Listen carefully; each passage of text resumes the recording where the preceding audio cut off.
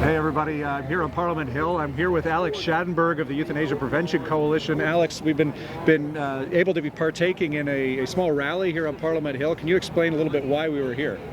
Well, because Bill C-62, the bill that would delay the implementation of euthanasia for mental illness, has passed in Parliament, but it has not yet passed in the Senate. As much as we welcome Bill C-62 because it delays until 2027 the implementation of euthanasia for mental illness alone, and that's the point, mental illness alone. The fact is that it's not good enough. The concept of mental illness alone being a reason for killing someone by euthanasia, as we say in Canada, is absolutely absurd, and to me, it should never even be considered. Yeah. Well, to me, it was great to see a number of different organizations working together to get a bit of a crowd here. Yes. It's sometimes difficult, just because of the location where Parliament is, to have people here, but it was encouraging to see the turnout. You had an interview you had a media statement this morning. Yeah. Could you touch a little bit on the points made there? Right, at the press conference this morning, we had three speakers, including myself, but we had Leah Malusa speaking about her own personal experience as a lawyer, but also her personal experience with depression and suicidal ideation. And we had Dr. Sabat talking about the reality of medicine and dealing with euthanasia, especially the question of euthanasia for mental illness. You're making it very clear that, what we need more is therapy for people. We need people to actually have access to proper therapies. And sometimes it's as simple as music therapy. Sometimes just, someone being suicidal, arranging for them to have a dog or a cat can make a big difference in their life. Right. And he's saying these things, and you have to realize that that's exactly the reality, because people find themselves in a space where they're very lonely, they become emotionally distraught, and they start feeling that their life lacks meaning, purpose, or value.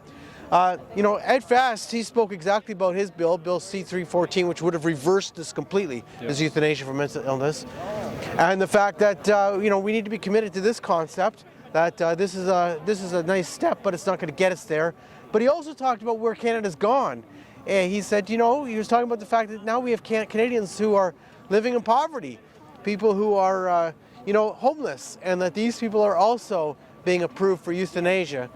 And that this has become far more than we ever expected. In fact, he made it very clear that when they were debating euthanasia in 2016, when we legalized it in 2016, Parliament was saying then, oh, this would be an exceptional case. This would only be for exceptional circumstances.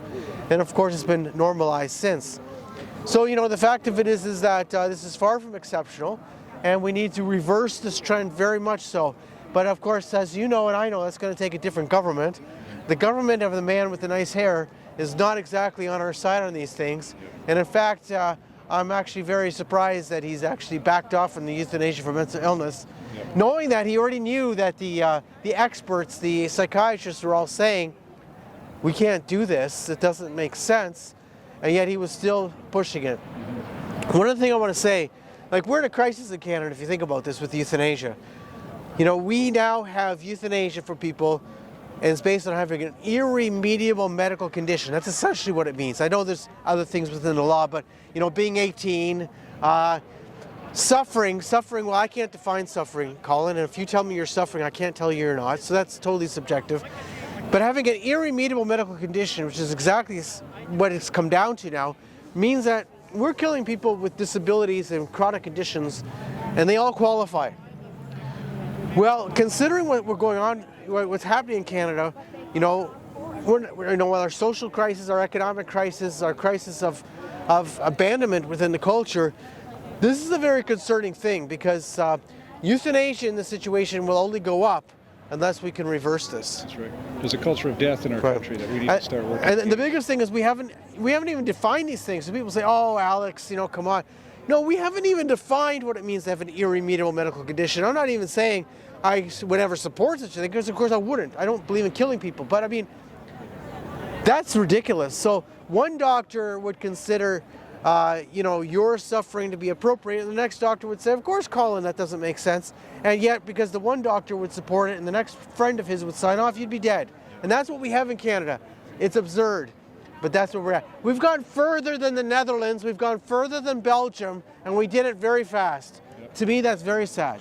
Very sad. Well, thanks for your work on this file too, and thanks for helping organize this rally today. It's really great, and obviously we're going to wait and see what the Senate does this week. But yes, good to talk to you. Thank you very much. It's not done till the Senate's voted. That's right. I know. But we'll see what happens. Thank you.